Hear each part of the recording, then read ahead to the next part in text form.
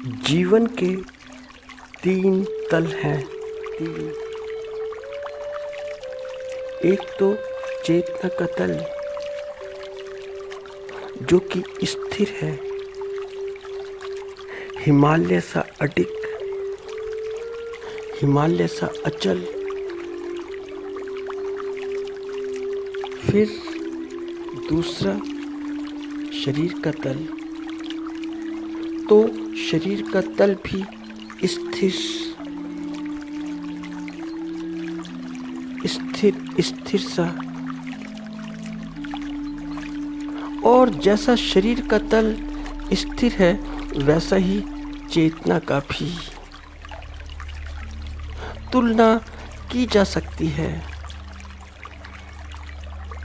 मगर एक बात ध्यान रखनी बड़ी ज़रूरी है कि शरीर के लेवल्स में भी जो शरीर के तल होते हैं वहाँ भी परिवर्तन होते हैं, मगर ज़रा धीमे धीमे,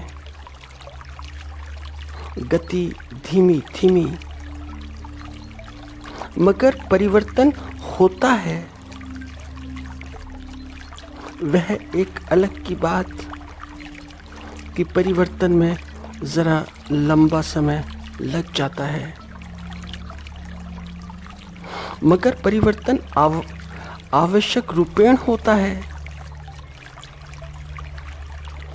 तो तुम शरीर के परिवर्तन देख सकते हो।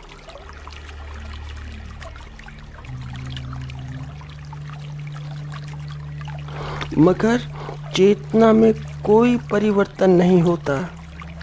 चेतना वैसी की वैसी रहती है कि जैसी थी। वह इसलिए क्योंकि परिवर्तन चेतना से ही जन्म लेते हैं। मगर कहा जा सकता है, थोड़ी तुलना की जा सकती है कि जो ये दो तल हैं शरीर के और चेतना के, यहाँ पर एक समानता है। और समानता यह है कि स्थिरता स्वभाव है, स्वभाव।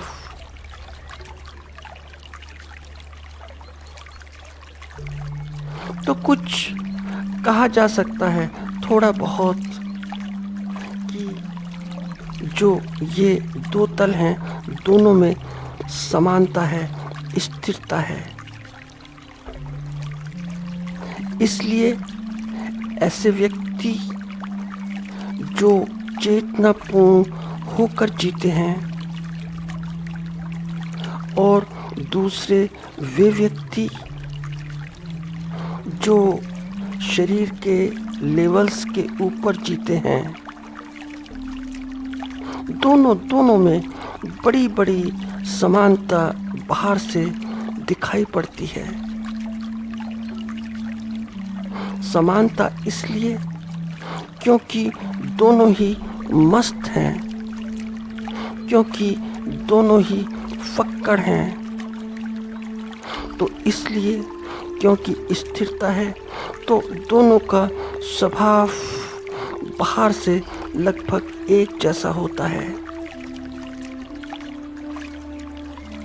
इसलिए भारत में तो कई बार ऐसा होता है कि जो ज्ञानी है, ज्ञानी को मूर्ख समझ लिया जाता है, ज्ञानी को पागल समझ लिया जाता है, और जो पागल होता है उसे ज्ञानी। क्योंकि दोनों में समानताएं, क्योंकि बाहर से देखने से एक ही अभिव्यक्ति दिखाई देती है। और तीसरा तल जो कि बीच का तल है, जो कि बीच का है, मिडिल का, मन का, कह सकते हैं कि बुद्धिजीवी वर्ग का वह तल बड़ा बड़ा बहुत तरल है। मन बहुत तरल है। मन में बड़ी लिक्विडिटी है, क्योंकि मन का स्वभाव बड़ा चंचल है। तो जितनी यह दुनिया आधुनिक होती चली जाएगी, जितना मॉडर्नाइजेशन बढ़ता जाएगा, तो दुनिया की मन पर निर्भरता, डिपेंडेंसी उसी अनुपात में बढ़ती चली जाएगी।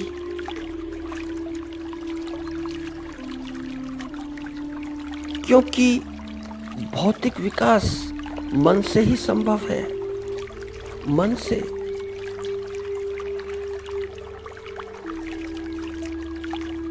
तो साफ साफ देखा जा सकता है कि आधुनिक जगत में मानसिक उपद्रव होने बड़े बड़े स्वाभाविक हैं।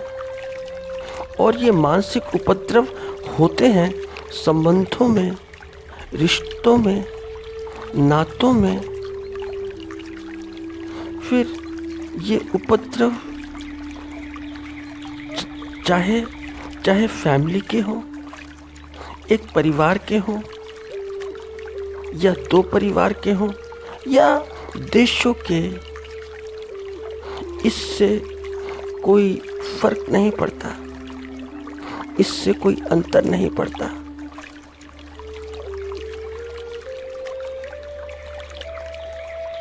और यह तो होगा ही, क्योंकि मन का स्वभाव स्थिरता का नहीं कि जैसा शरीर का और चेतना का। तो कोई संतुलन नहीं है। मन का जगत तो रोज बदलता है, रोज।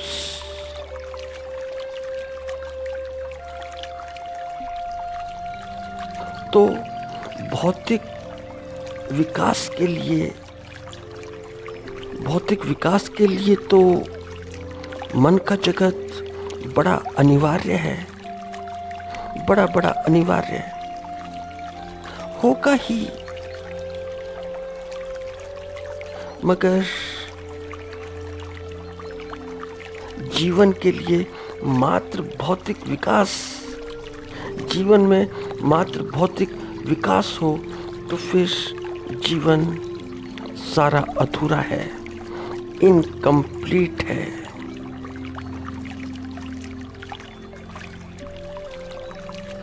जीवन के भौतिक विकास में वहाँ पूर्णता आती है कि जहाँ मनुष्य चेतना के लेवल के ऊपर भी जीना सीखे, चेतना पर जिए। इसलिए सभ्यता का बाहर से विकसित होना एक अर्थों में तो बड़ा आवश्यक है। आवश्यक इसलिए क्योंकि सुविधाएं निर्मित होती हैं, सुविधाओं का निर्माण होता है। और जब सुविधाओं का निर्माण होता है तो जीवन सुलभ होता है। लेकिन दूसरे अर्थों में सभ्यता का जितना अधिक भौतिक विकास बढ़ता जाता है, वह सभ्यता उतनी ही खतरनाक भी होती चली जाती है।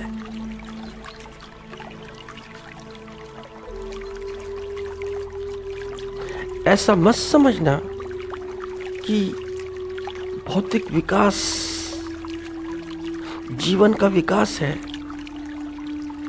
भौतिक विकास के साथ साथ हृदय का विकास बड़ा आवश्यक है।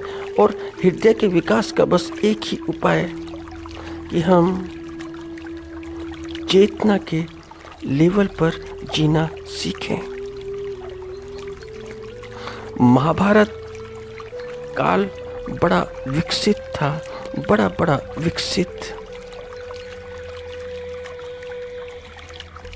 मगर बाहर की विकसितता से क्या होता है?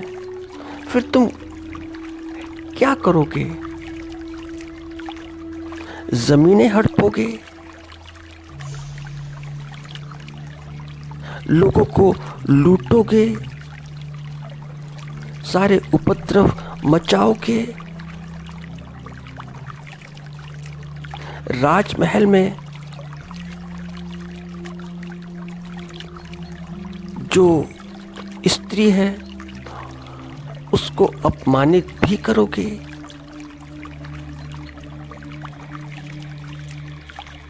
तो भौतिक विकास आवश्यक तो है, मगर भौतिक विकास के साथ साथ और बहुत विकास बड़े बड़े आवश्यक हैं। आज की दुनिया में देखा जा सकता है बड़ी सरलता से कि कोई भी देश हो, उसकी डिफेंस मिनिस्ट्री को देखकर अंदाज़ा लगाया जा सकता है कि आज का समय क्या है।